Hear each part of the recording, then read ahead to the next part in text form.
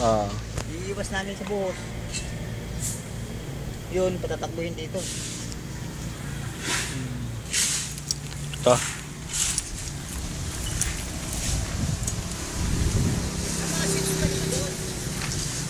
Wala pang switch yan. Alam mo, yabang na raw ito.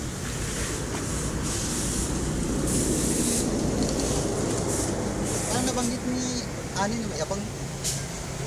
Pero Siya ba nagkabit dito? hindi, yung panday. Wala pa yung kuryente.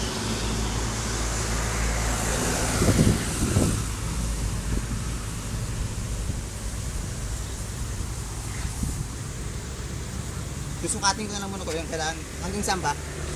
Hanggang doon sa loob. Oo. Ang switch.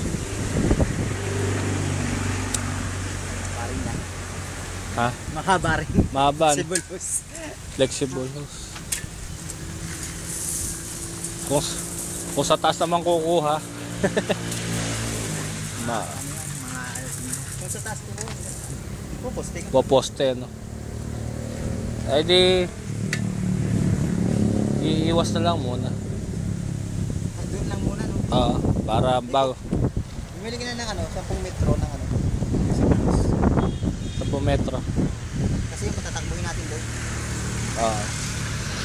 Kasi hindi pwede dyan yan. Ano, ilalabas ko lang doon. Pag tapos magsama-sama yan sila. Parang pagtakbo ng wire dito lang. Doon pagkukonikin yan sa gilid. Hindi kaya pag umanong ugat nito uli, hindi kaya pumutok yung simento? So yun, pinutol namin yung ugat niya. Hindi na kaya haba ulit yun. Hindi na putol na yun eh. Baka pa kasi pumutok. Sige.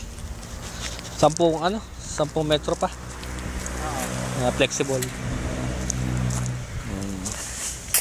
Hindi pa naman kailangan kasi dito. Sige.